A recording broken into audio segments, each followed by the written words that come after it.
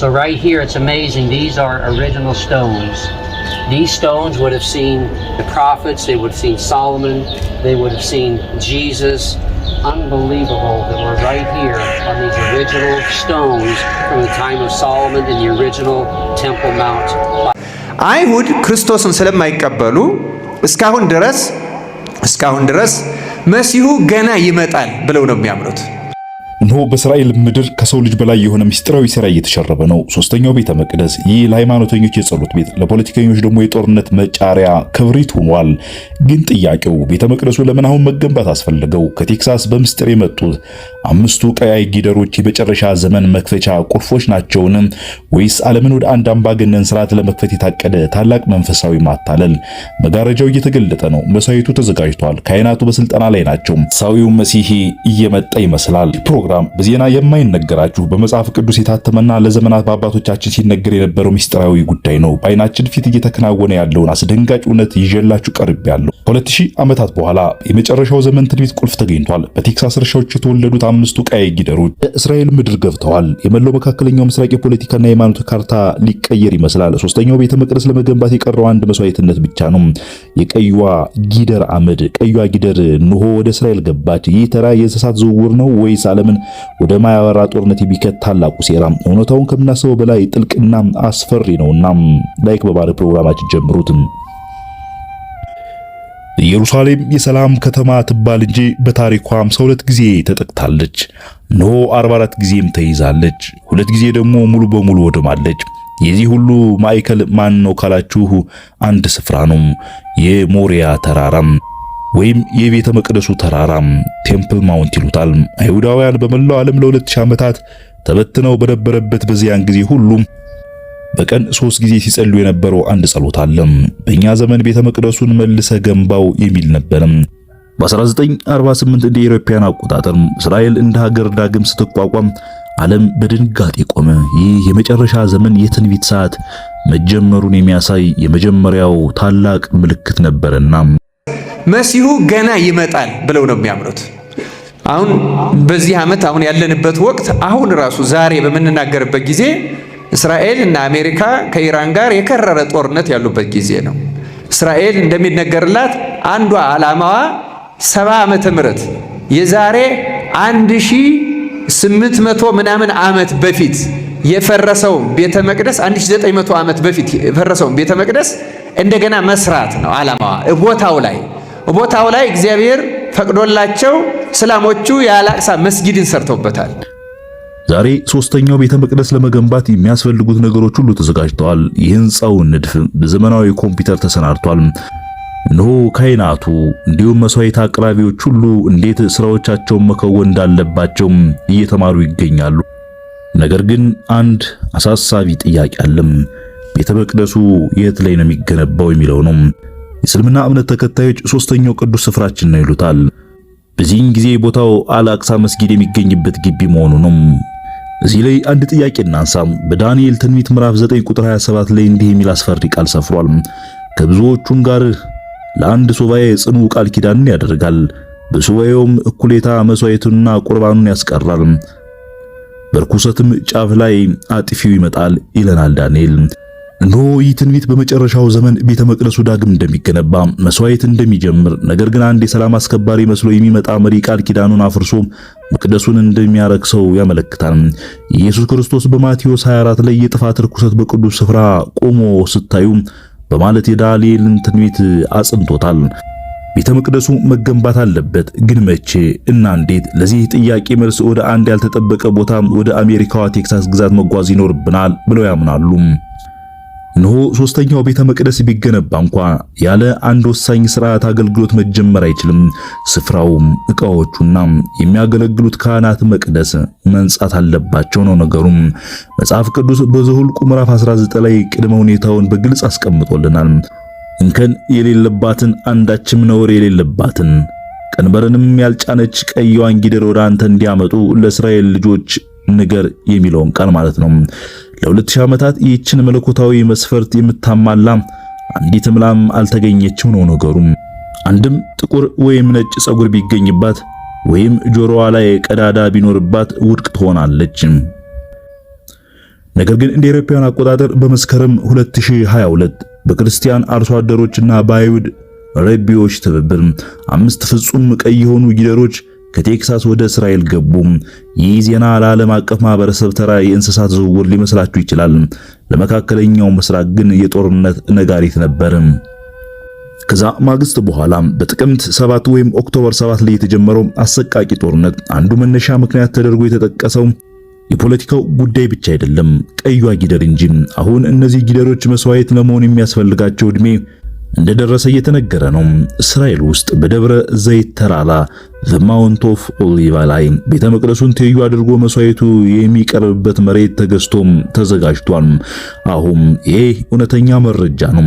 አሁን በዚህ ጊዜ እስራኤል ውስጥ በደብረ ዘይት ተራራ ዘ ማውንት ኦፍ ኦሊቫ በሚባለው ቤተ መቅደሱ ትይዩን አድርጎ መስዋዕቱ የሚቀርብበትና መስዋዕቶቹ የሚዘጋጁበት መሬት ተገዝቶ ተዘጋጅቷል።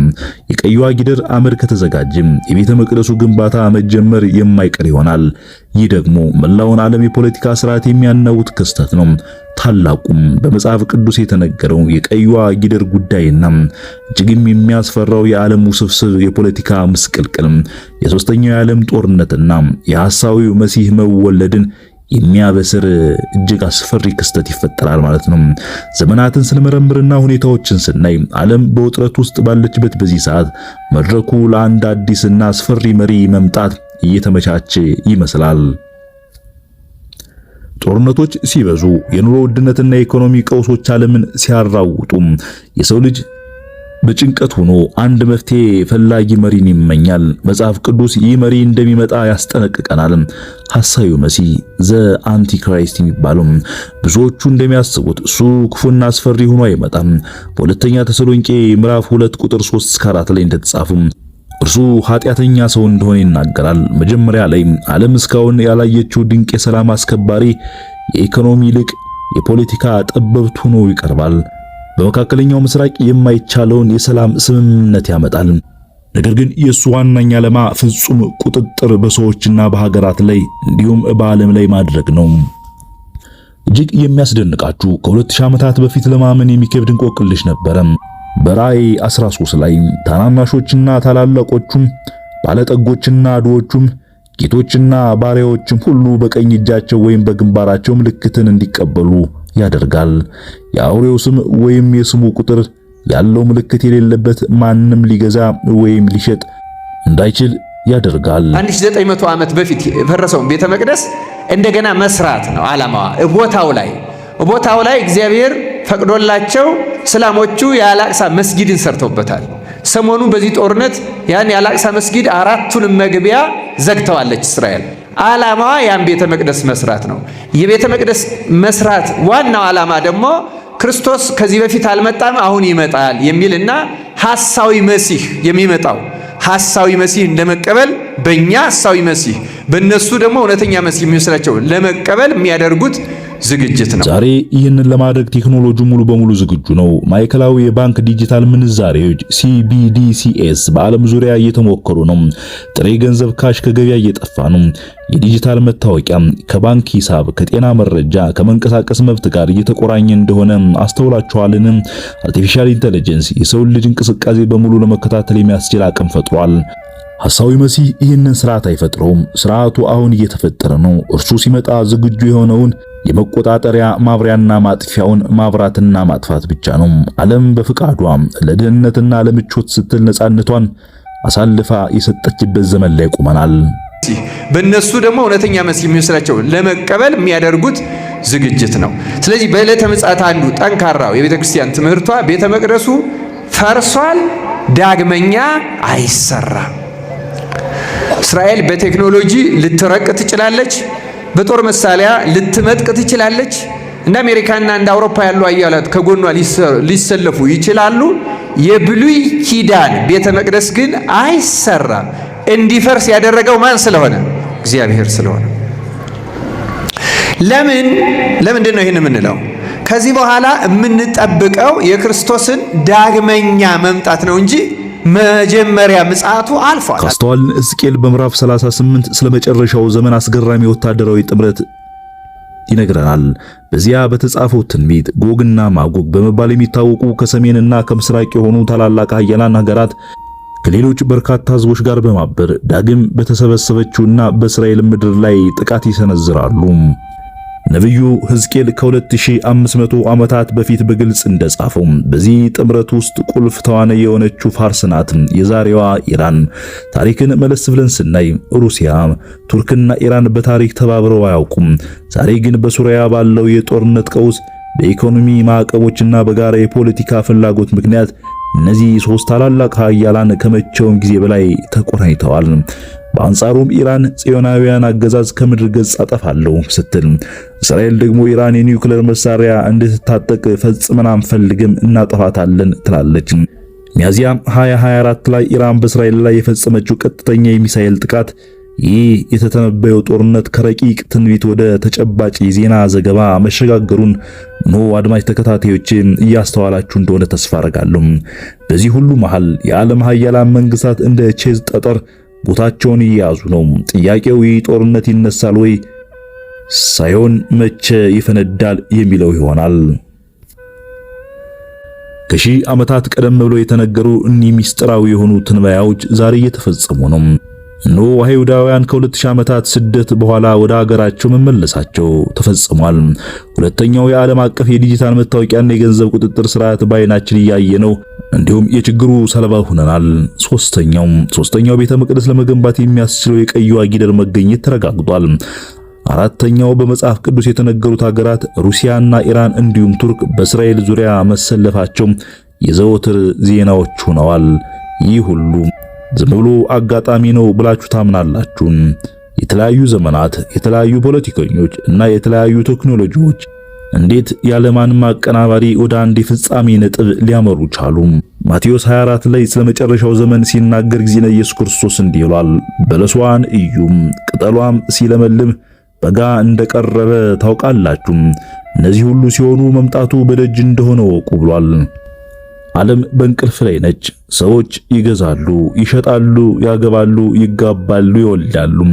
አብዛኛው የዓለም ሕዝብ በስልኩ ስክሪን፣ በፖለቲካው ጭቅጭቅና በዕለታዊ ኑሮ ሩጫ ላይ ተጠምዷል። ነገር ግን ከትዕይንቱ ጀርባ የታሪክ ሰዓት ወደ እኩለ ሌሊት እየተቃረበ ይመስለኛል። መጻሕፍቱ ተጽፈዋል። ማስረጃዎቹ በየዜናው እየጮሁ ነው። የትንቢት ሰዓት እያበቃ ይመስላል። አሁን የሚቀረው አንድ ጥያቄ ብቻ ነው። እኒህ ሁሉ ምልክቶች እየተፈጸሙ መሆኑን እያያችሁ ምርጫችሁ ምንድነው ብዬ ጠይቃችኋለሁ። አሁን ዓለማችን እያስተናገደችው ያለው ጦርነትና እልቂት ወደ የትኛው ምስቅልቅል ውስጥ ያስገባናል ብላችሁ ታስባላችሁ? ስለ ዲጂታል አይዲና ስለመሳሰሉት ጉዳዮች ያላችሁ አመለካከትና ሐሳብ ምን ይመስላል? በሐሳብ መስጫ ሳጥን ሐሳቦቻችሁን አስቀምጡ። ሰላም።